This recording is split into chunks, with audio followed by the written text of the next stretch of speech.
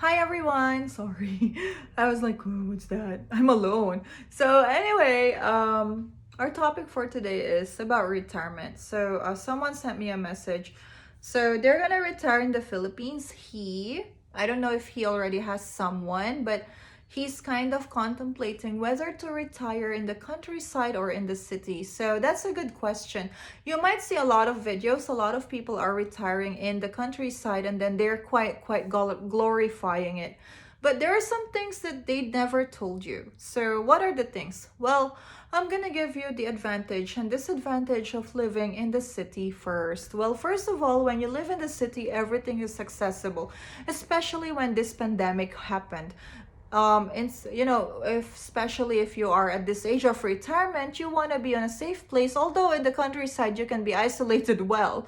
But on the other hand, if you get sick, if you need hospitalization, it's really quite difficult. So that is one disadvantage of living in the city. But on the other hand, that's also not, yeah, I mean, that's an advantage in living in the city.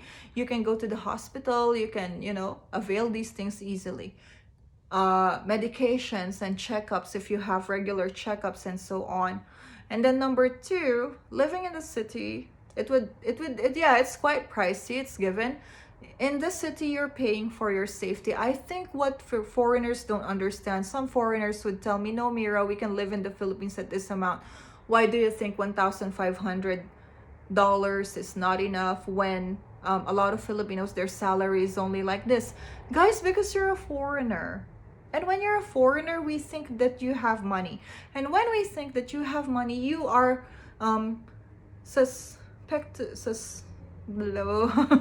You are, you're like I forgot the word suspectable of. Maybe you're some people might respect you for having money, but some people might think that you are the perfect victim for robbery because we think you're money. So most foreigners, when they stay in the city or even in the countryside, what they pay most is for their safety, not for the food, not for their girlfriend or their wives, unless they pay a lot for them or support the whole clan. But it's your safety, because you can't live just here. No, we would still think that you have money even though you live in the slums. We would still think. But of course, if you get along, sometimes they would even give you food. I remember there's a guy online, he lost all his money. According to him, I don't know how. He's a Korean, and then he became a little bit of an internet sensation. He said he was, I don't know, he lost his business or something, and then people started helping him. That's good though. And he lives in Manila. And then the next one, another, so the thing about Manila, in terms of, in the city, in terms of security and other things, sometimes it's a package deal already. Unlike in the countryside, you have to build a place where you can feel secured. Or, you know, it would take time. But most people are friendly, though. Next one, food. Food is important for me. So there are some foods that you couldn't really buy, but well, we have online now, but it's easier to have them delivered in the city. So I hope that is also another one. And then if you have any problems with your visa or anything that goes with your legal documents, it's so easy to process them in the city.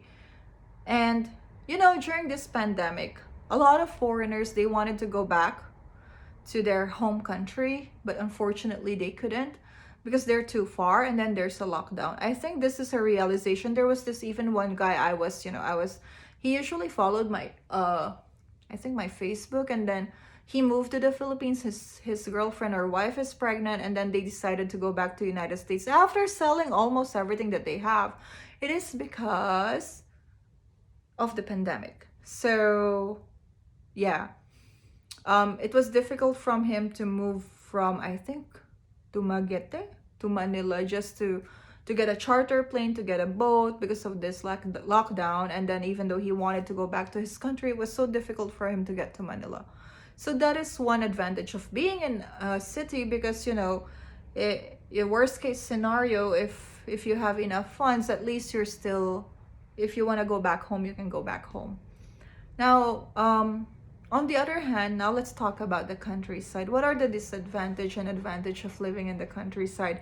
One advantage is clean air, cheap prices, cheap accommodations, or cheap housing, and then cheap food. Most of it is affordable, but sometimes, as I've said, there are some medical things or other facilities that you couldn't access easily, which is okay if you have no plans.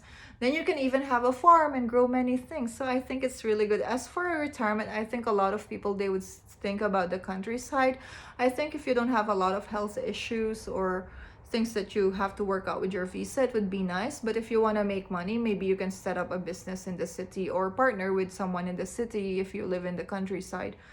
And another disadvantage of living in the countryside is that if it's your girlfriend's hometown, sometimes all of their family members are there. So when there's someone sick, someone's like this, someone's birthday, da da da da, all of these things, you might be obliged to give them. Not really obliged, but you might feel obliged. And then if you don't, they might call you selfish, and then your girlfriend would have a bad name with other people. So that's also another disadvantage. And another disadvantage is, if you need something from your country, it would really take a long time for them to deliver it to your place because it's too far. So I think living in the countryside is not always a good dream, but for retirement itself, I think it's good. Especially in the Philippines, because everything is just fresh air, fresh vegetables, and so on and so forth. But when there are natural disasters and so on, usually people in the countryside are the ones who are the last ones who get assisted, and even during this pandemic. So that's one disadvantage. But nevertheless, I think being with your girlfriend or wife's family, it's not so bad, right? So it's up to you. How about you? Where would you like to retire? In the city or countryside, by the beach, or in a farm? Because for me, I want to have a house in Baguio and have a small farm. Yes, a farm. I'm not gonna be a farmer. I mean, even my bamboo dies, but I like the idea of going out with fresh air. Just that. But right now, at this age, I'm still enjoying the city. So it really depends, right? So I hope this helps, and thank you so much, guys, for watching, and have a nice day.